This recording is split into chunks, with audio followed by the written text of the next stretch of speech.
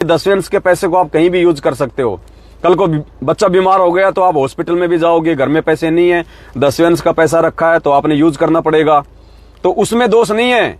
आपके घर में राशन नहीं है, दसवें का पैसा रखा है, राशन ले आओ, कोई दिक्कत नहीं है। लेकिन सामने वाले को अपना गुरु समझ के दसवें का पैसा नहीं देना उसको। अब जैसे भाई बहन, ये ऐड आया है 18 लाख रुपए का, इससे पहले 3.5 लाख 2.5 लाख रुपए का आया ऐड, इससे पहले ये गाड़ी आई 22 लाख रुपए की, और भी सेवाओं के लिए पैसा खर्च हुआ है। तो भाई बहनों ने मुझे कोई ज्योति का पैसा नहीं दिया। क्यों? क्योंकि मैं ज्योति नहीं कर रहा और ना मैं ज्योति करने का अधिकारी। भाई बहनों ने मुझे पाठ का पैसा नहीं दिया क्योंकि मैं आपका पाठ नहीं कर रहा, ना मैं पाठ करने का अधिकारी। भाई बहनों ने मुझे दसवें का पैसा नहीं दिया।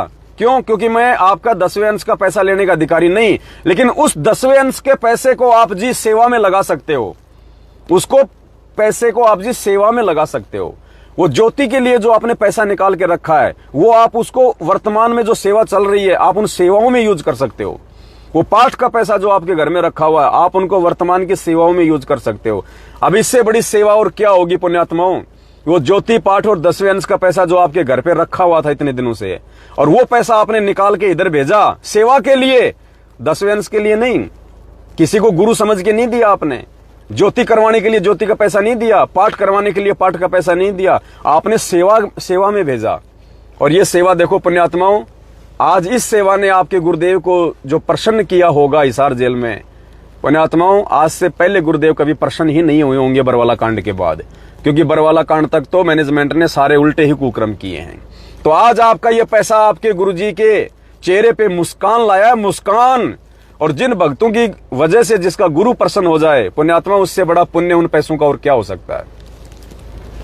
तो किसी महामूर्खों के, मंदबुद्धि प्राणियों के ये जो वीडियो बना बना के डाल देते हैं, मैसेज बना बना के डाल देते हैं कि पवन दसवें का पैसा ले रहा है, तो वो दसवें का पैसा नहीं ले सकता। अरे भाई, ना ले रहा, ना मैं ले सकता, ना लेने का अधिकारी। लेकिन तुम राग द्वेष और ईर्ष्या पाल चुके लोगों के मन में ये बातें समझ में नहीं आएंगी। भाई तुम काल प्रेरित हो चुके हो, तुम्हारे घर में, तुम्हारे घट में काल बैठ चुका है, तुम्हें ये बातें समझ में नहीं आएंगी। और जिनके समझ में आ गई कि हम क्या कर रहे हैं, वो पुण्यात्माएं एक एक दिन में 18 लाख रुपए भेज रही है, एक एक दिन में 18 लाख रुपए। ये है परमेश्वर के ज्ञान का प्रभाव।